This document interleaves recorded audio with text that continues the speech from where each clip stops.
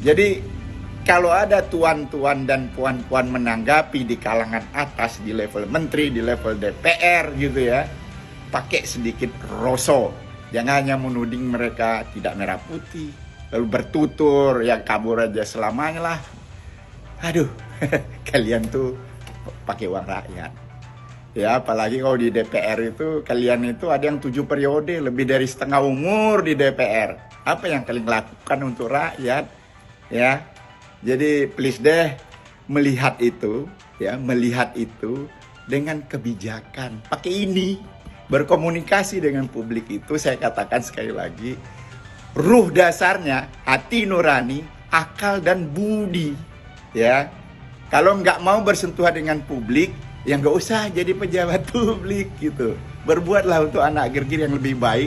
Jangan membuat seakan-akan kalian aja yang hebat, lalu yang kabur aja itu salah. Nggak begitu ya. Jumpa lagi di channel Bang Pur 23, channel yang mengulas tentang dunia perpolitikan Indonesia. Oke, kali ini kita akan membahas beberapa menteri yang kontroversial dalam beberapa bulan terakhir ini ya. Dan ini ada 4 menteri ya. Yang pertama yaitu Menteri Menko Hukum dan HAM ya, Bapak Yusril Izzah Mahendra ya. Yang kedua, menteri yang kontroversial adalah Mendes PDT ya, Menteri Desa dan Pembangunan Daerah Tertinggal Yandri Susanto. Yang ketiga, menteri yang kontroversial yaitu Menteri Riset, Pendidikan Tinggi, Sains dan Teknologi yaitu Satrio Bojonegoro ya, yang sekarang sudah di reshuffle ya ini ya, karena sangat kontroversial ini, jadi di reshuffle duluan ini.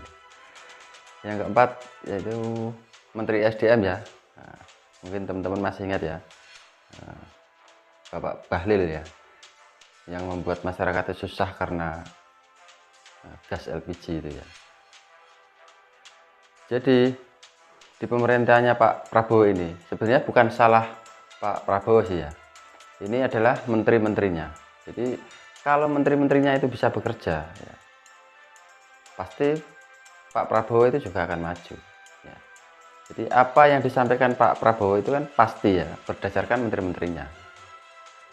Ini sama saja logikanya, misalkan kepala desa itu pasti dapat sarannya ya dari RT, RW ya, dari kasonya ya, itu baru kepala desa itu menyetujuinya, bukan langsung ujuk-ujuk kepala desa itu buat peraturan sendiri ya, pasti semua itu sudah dirundingkan.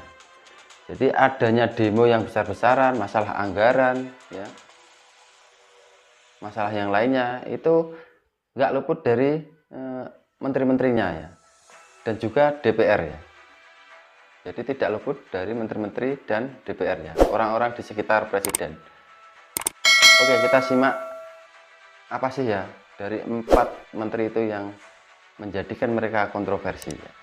Baru sehari dilantik jadi Menteri Koordinator Bidang Hukum, HAM, Imigrasi, dan Pemasyarakatan, Yusril Izzah Mahendra langsung menuai sorotan publik. Penyebabnya adalah pernyataan Yusril yang menyebut peristiwa 1998 bukan termasuk pelanggaran HAM berat. Ditemui di Istana Kepresidenan Jakarta, Yusril menjelaskan alasannya menyebut tragedi 1998 tak masuk pelanggaran berat. Menurutnya, kala itu tak ada genosida dan pembantaian etnis yang terjadi saat lengsernya Presiden Soeharto itu. Meski begitu, Yusril menyatakan akan mengecek rekomendasi Komnas HAM terkait hal ini. Yusril menegaskan bahwa dirinya cukup paham dengan pengadilan HAM, sehingga dirinya mengerti hal-hal yang dikategorikan sebagai pelanggaran HAM berat sebagaimana diatur dalam Undang-Undang Pengadilan HAM. Lebih lanjut, dikatakan Yusril bahwa pemerintahan Presiden Prabowo Subianto akan mengkaji semua dugaan pelanggaran HAM, termasuk rekomendasi yang diberikan oleh Komnas HAM. Mantan Menko Polhukam Mahfud MD mengkritik Menteri Presiden Prabowo Subianto. Menteri Desa dan Pembangunan Daerah Tertinggal Yandri Susanto dikritik Mahfud soal memakai kop surat kementerian di acara pribadi. Yandri membuat surat undangan untuk RT hingga Kades se-Kabupaten Serang atas nama lembaga negara yakni Kemendes PDT. Undangan tersebut merupakan acara haul Ibunda Yandri dalam rangka Hari Santri dan Tasyakuran.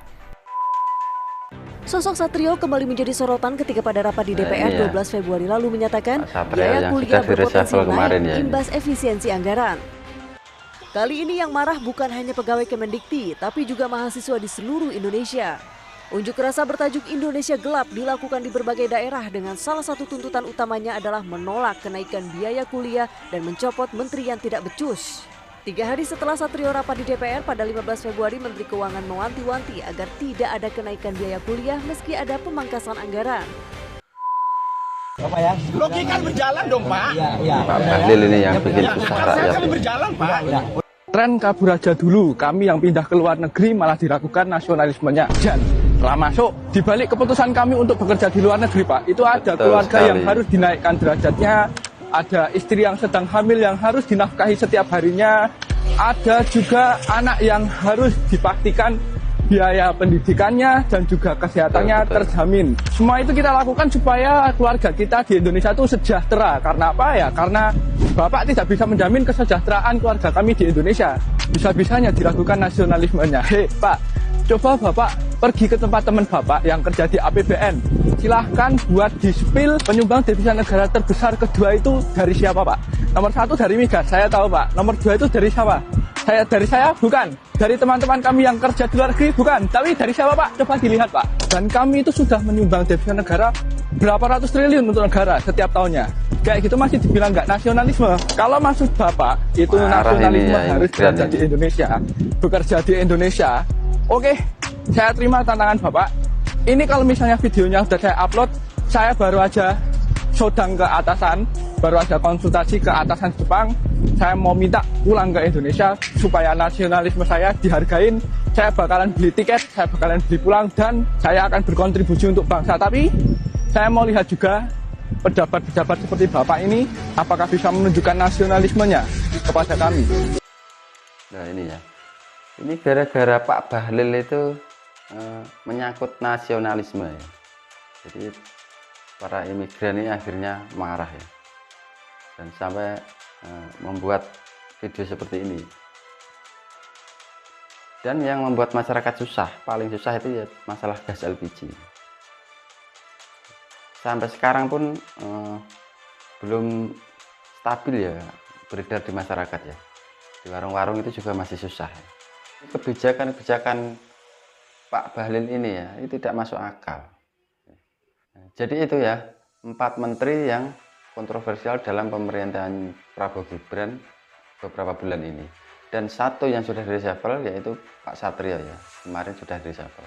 Ya mudah-mudahan dari beberapa kejadian kontroversial ini ya, itu para menteri ini bisa memperbaiki kinerjanya. Jangan sampai membuat gaduh masyarakat lagi ya. Oke teman-teman, itu saja yang bisa saya sampaikan. Jangan lupa like, subscribe, dan komen ya teman-teman, supaya saya bisa memberikan informasi yang terupdate buat teman-teman semua. Sekian dari saya. Assalamualaikum warahmatullahi wabarakatuh.